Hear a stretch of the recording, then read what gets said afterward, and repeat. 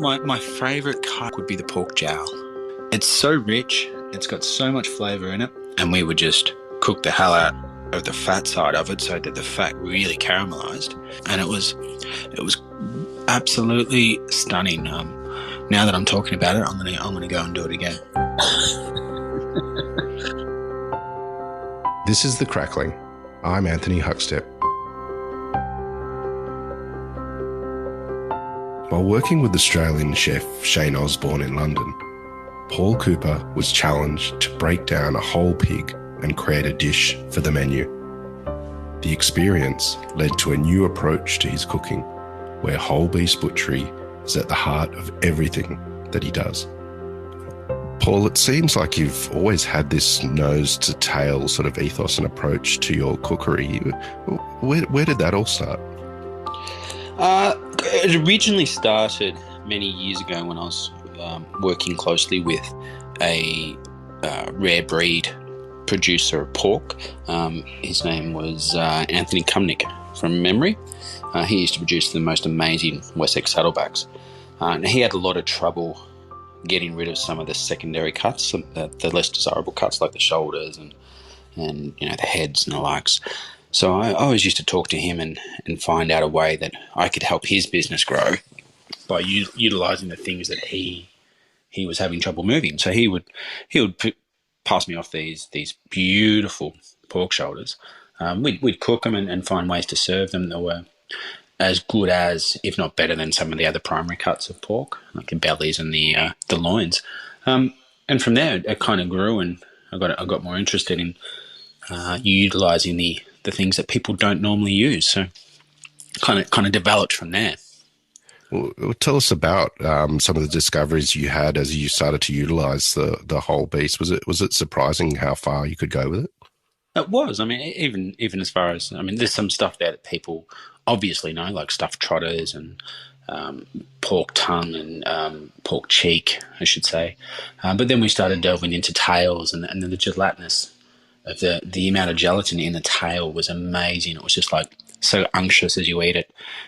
So we found new ways to try and make that a bit more appealing, rather than having all the little bones and picking off the bones. We'd pick it off the bone and turn it into a croquette of sorts, or try and find ways that would make it super easy for people to eat, but still enjoy that really fascinating unctuousness that you can get from things like pork tail.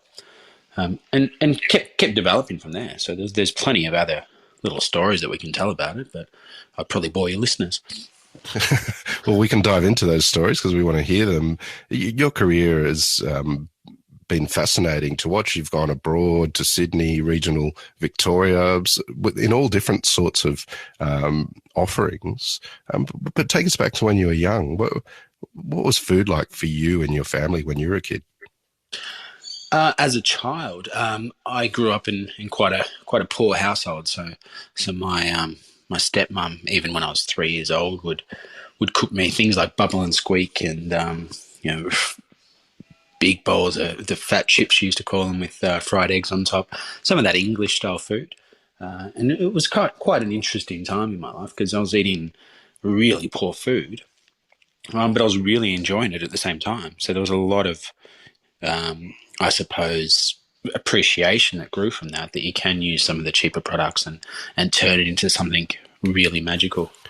When did the interest in food develop for you, insofar as, the idea of a career as a chef emerging? Well, I took on an apprenticeship first thing out of school. So I originally started as a waiter at a restaurant called The Vines in Red Hill. I spent about 1 week as a waiter, and the chefs turned around to me and said, "Hey, I like the way you work. Would you be interested in coming and working in the kitchen?" So I absolutely jumped at it and said, "Yeah, let's do it." Did a week's trial, and I remember that week's trial distinctly because several things happened in it. I had tickets to a Pearl Jam concert of all things booked on the Saturday, and I said to him, I've got this concert to go to, and he's looked at me and said, "That's a Saturday night. You're not going." I just sort of turned around to him and said, "Yeah, no worries, I won't go. I'll forego the tickets," and that's how it started. And it's, my training was very good. I was put straight into a section. I didn't have to go through the process of being the the kick around apprentice. So I was, straight into running a section, and I was very fortunate in that regard to be exposed to all the things that in those big hotel chains you might not be exposed to. So I was very fortunate in that regard. The wages, I won't tell you about the wages; they were disgusting. But obviously, it gets better as you get along, and now award rates are much better. So everyone gets looked after now. But yeah, back then we were treated a bit differently. You spent time in the Mornington Peninsula at the vines of Red Hill. What did you take from that time early on in your career? I guess the fact that you can be creative. I had two head chefs at that venue. One of them was a German, old school German chef who was a bit of a hard nut. Would really make sure you did things his way, and there was no alterations to that. And that was an interesting way to look at things. And I suppose I learned a bit of discipline from that. And then I had a bit more of a free-flowing chef come in after that, and he was more of Italian focused. He's worked at some great restaurants, some very famous restaurants at the time, and he was a little bit more fluent. He'd let me open up a little bit and express myself to a degree. Everything had to be done his way, but in terms of the presentation and the conversations we had, it was a lot more of a different take on the previous chef. And that's probably a bit more how I operate now, is that, get people involved and keep people motivated. I think that's a smart way to work in restaurants nowadays. There's a really strong foundation of Italian cooking in your early days. You spent time at Becco and Matteo's. What sort of impact did that have on your cooking? Do you have any stories from those kitchens? Stories from they're very interesting. I remember my first weeks at Becco.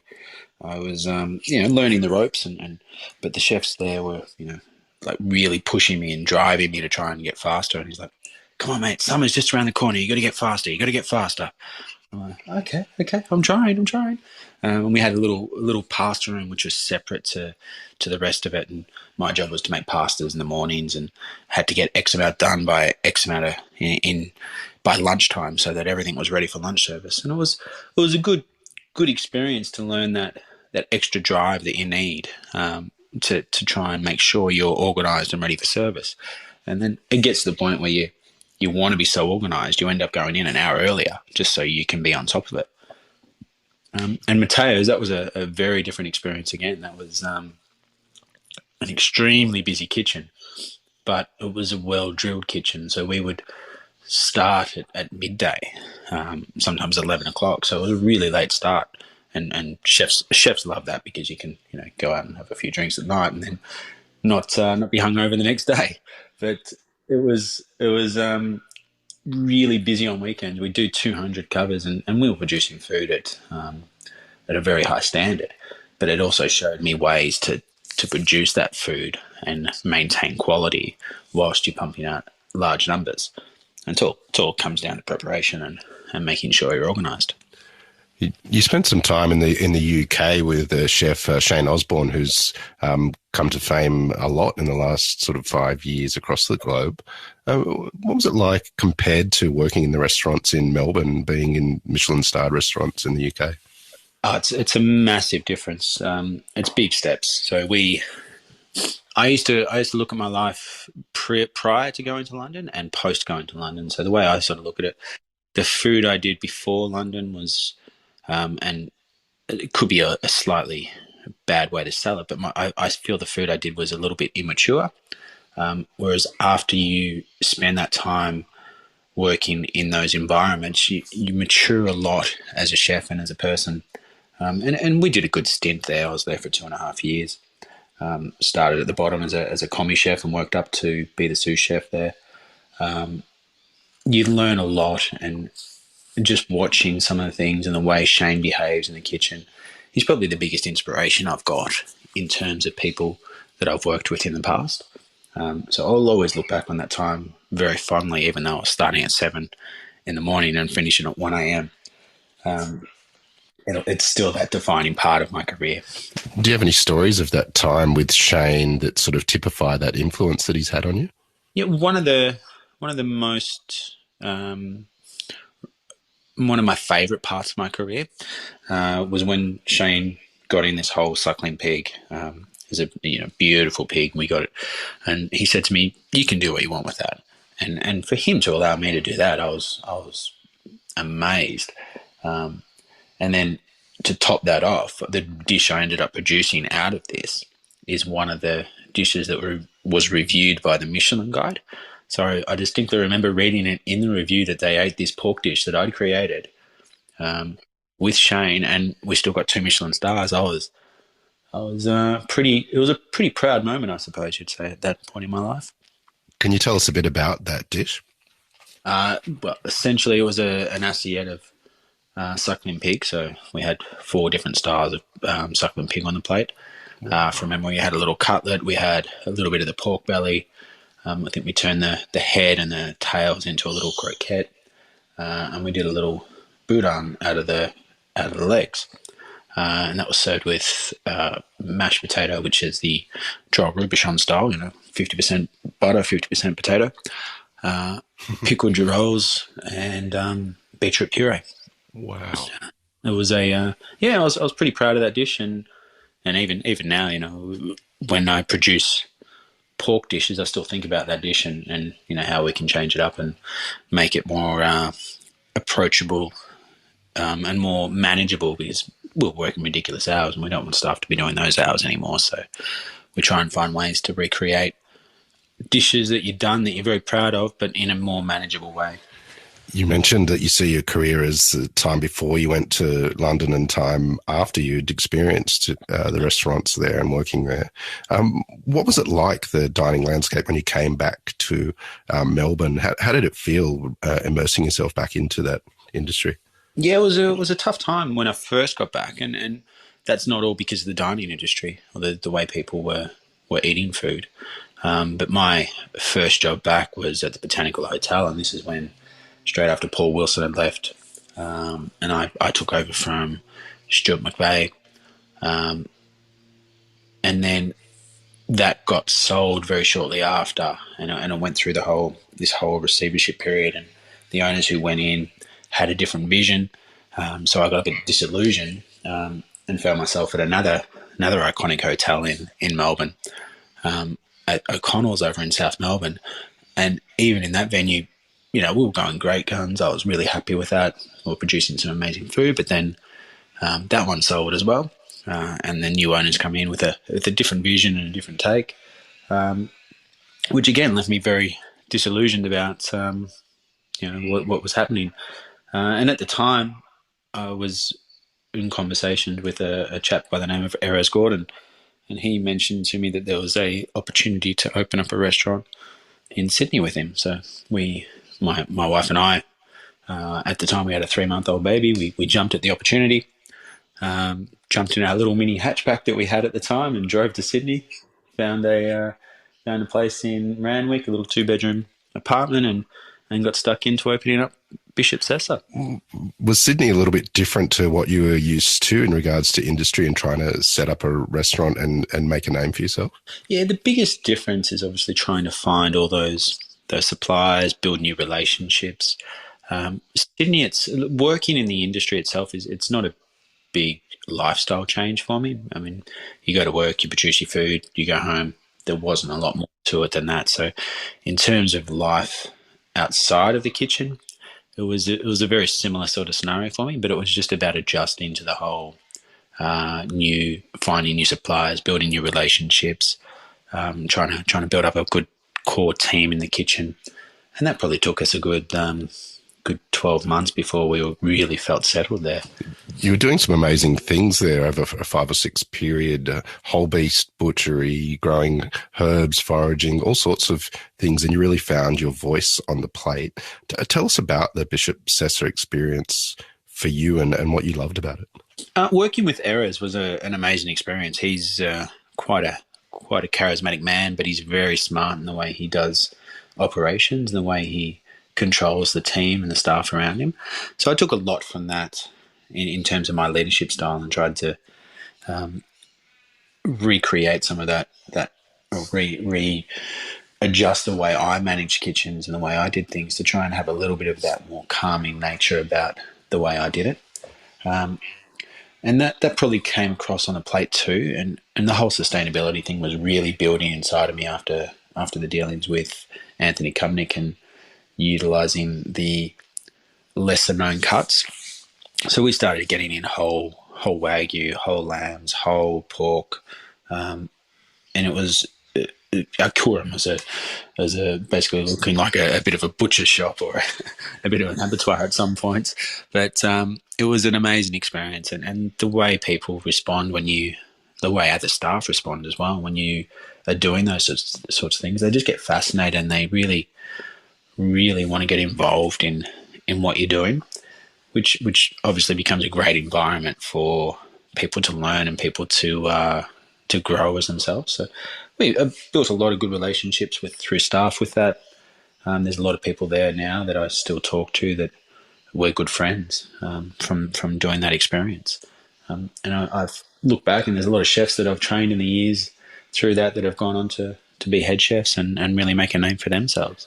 My recollections of eating at Bishop Cessa actually hark back to what you were talking about with your time with Shane Osborn and that assiette of pork, or you always explore different cuts and different techniques on the plate. Can you take us through a pork dish that you had during that time that was really successful, where you sort of explored all of the different cuts? Yeah, well, as we ran the menu there, we changed the main ingredient. So we would not quite list the cut of pork that we were going to use. We would just say this is Berkshire pork from the Blue Mountains or where it may have come from, given a bit of provenance, but we wouldn't list the entirety or the particular cut that it was. And then we'd work through the animal on a weekly basis to utilise the entirety of the beast. So, for example, on a Wednesday night, it might be pork shoulder. On a Thursday night, it might have been pork belly with a bit of the loin. On a Friday night, it would have been the pork rump. And then once you've gone through the whole animal, we would then go back to the start, get a new animal in. So it was an interesting time, and we learned a lot of different techniques. We used sous vide cooking quite a fair bit. We did a lot of low temperature overnight cooking, poaching in flavoured stocks. An example there, we made a porcini stock to poach pork loin in. We used to hold the porcini stock at a set temperature, drop your pork cutlet in, and it poaches gently for 25, 30 minutes in order to get the result that we wanted. And from my memories, I may be wrong, there might be people out there that tell me otherwise, but I think we did a very successful job at doing that. What sort of impact did that have on the way you've cooked since that period of time in your life? Well, it's had a strong influence, and I've continued to do that. Now I've gone through several different environments that in my cooking career. We've worked in right now in the restaurants that we do. We've got an Italian restaurant, and we've got a French restaurant. So we try and keep the techniques similar, but giving a bit more homage to where that provenance is. So for example, the French, we might do pork petit sale, and that's basically slow cooking it, encased in a salt meringue, and it's still keeping it at that low temperature, but it just helps maintain all the moisture in the pork. It basically gently steams itself in that meringue case. Whereas Italian will do it slightly different. We'll braise our pork down. It might be cooked in milk, which the correct description escapes me at the moment. I am drawing a mental blank. My apologies. Con latte, perhaps, which it's a similar process, but you've got the lactose in the milk. We'll keep it at that low temperature, but you're getting a different result because you've got all the proteins and the lactose in the milk affecting the pork. So it's a slightly different result to doing it the French way, but we're utilising the same methodology behind all that. Over the last 3 or 4 years, you've made a real success outside of Melbourne in regional sort of areas. It started in the Yarra Valley, and you've branched out since then. Tell us about what the last few years have been like, this creation and growth of your own group. It's been a very challenging time, shall we say, because I'm quite a hands-on operator, and having 2-3 outlets, it's really can be challenging if you don't have people that you can trust. Fortunately, now we've grown to a point where I've got 3 separate head chefs, plus a head chef who looks after solely our external catering. So, and all of those I can trust to produce the food that is at the standard that we want it to be.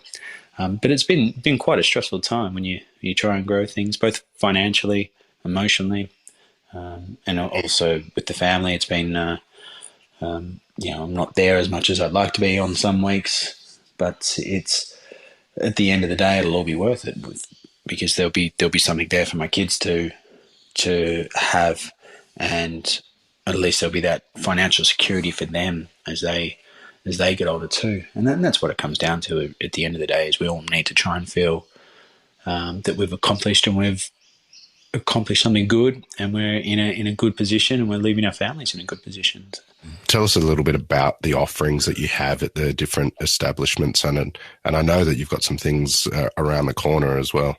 Yeah, that's right. We're always looking to grow and do something interesting that people will find a bit of fun and have a good time looking after. So I'll run through them very quickly. We've got Bianchet Winery, which is basically a French bistro that has a really classy wine list and a great cocktail list there. It's very much building into an institution where people come knowing that they're going to get great food. I've always looked at Francois as a bit of a comparison point, something that people can come and know what they're going to know what to expect, and know that they're going to get great food and great service and great wine. And then we've got Ferguson Winery, which we took over, this was a very poor timing on my behalf, but we took over in July last year. And as you may or may not be aware, Victoria spent about 4 months after that in lockdown. So we've reopened that in November, and that's much more of an Italian focus, and we grow our own grapes there. So we produce the own wines. So it's a whole new venture for me. It's something that I haven't really tapped into in the past, and something that I'm learning a lot more about is that wine sales and how to try and market your wines as opposed to just a restaurant. But we've got an Italian focus there. The food's all designed to match the wines that we've got. And then we're developing an Italian wine list there, which will have some of the more iconic Italian wines on there, plus some of the boutique wineries of the Yarra Valley, some of the more well-known ones. So we've got Wanturna Estate, Mount Mary, Nierenberg, those types of wines that people will instantly recognise, or they can choose, obviously, the Ferguson Estate wines. And then our other avenue is Edge Hospitality, which is all about external catering. So we've done weddings in farms. We've set up in a barn before and served a wedding.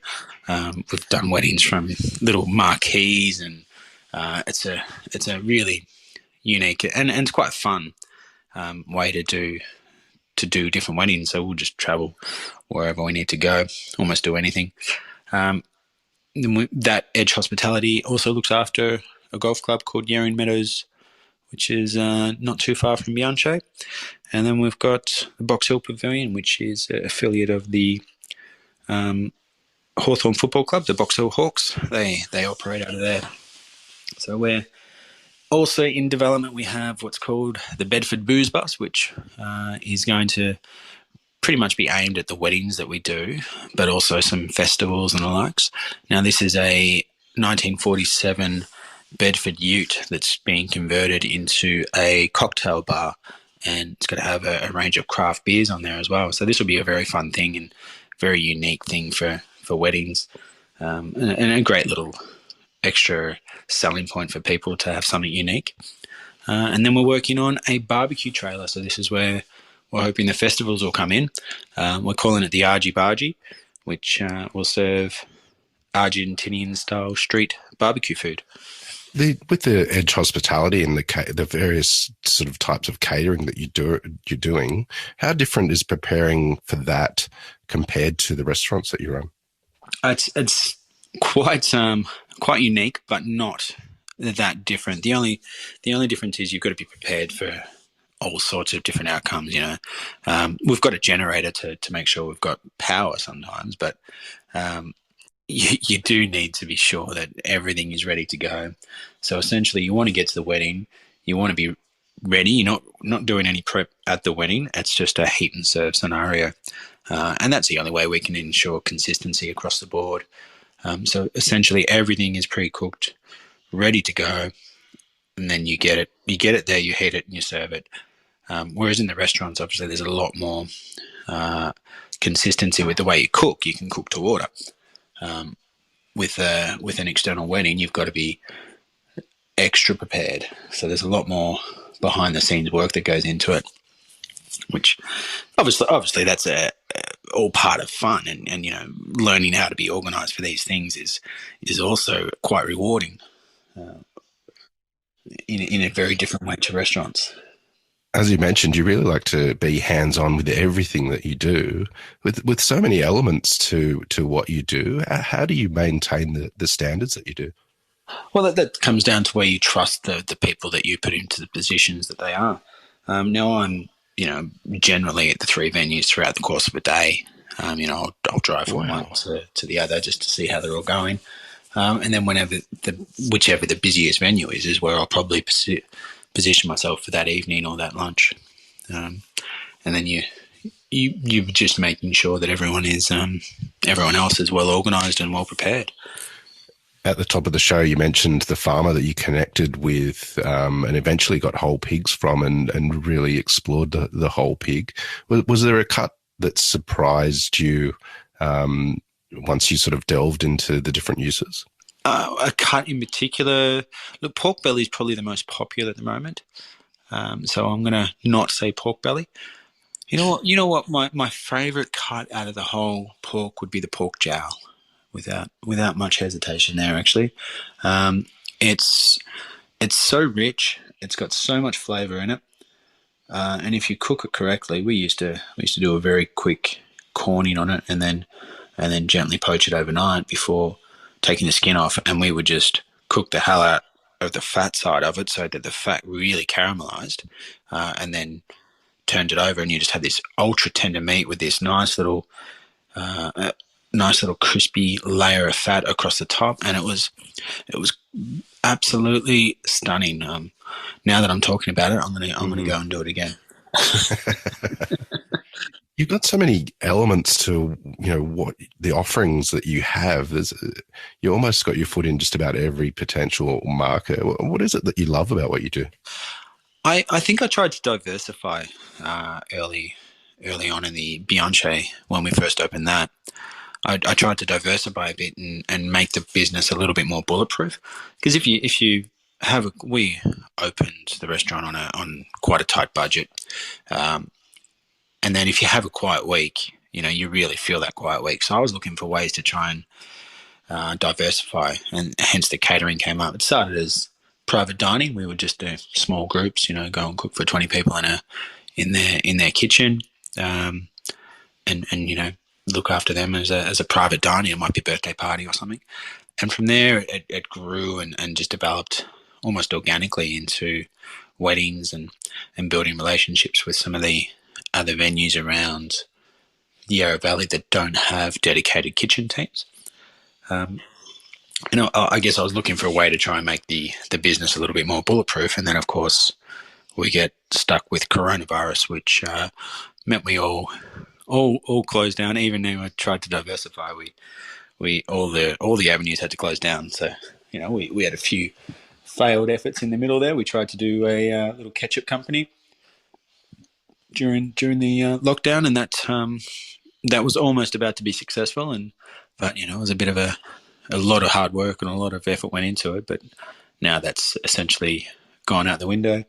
We tried to do a ready-made meals thing, which again, that one never really took off. But I guess it was just the fact that we were trying to do new things that kept people motivated throughout those lockdowns. Society's opening up again, and you've got all of these amazing different businesses. What are you looking forward to in 2022? For me, 2022 is about solidifying the businesses that we have and building new relationships and really making sure that every person that comes into the venues leaves with a big smile on their face, happy, enjoying what they've had, and making sure that experience is consistent right across the venues. Well, Paul, it's an absolute honour to have you on the Crackling today. Congratulations on what you've built and what's to come too. It sounds amazing. Please keep in touch, and we'll catch up again soon. Thank you so much for the time and the opportunity, Anthony. This is The Crackling, a Deep in the Weeds production in partnership with PorkStar. I'm Anthony Huckstep. Stay tuned as we catch up with some of Australia's best chefs and pork producers to discover what makes Australian pork so special.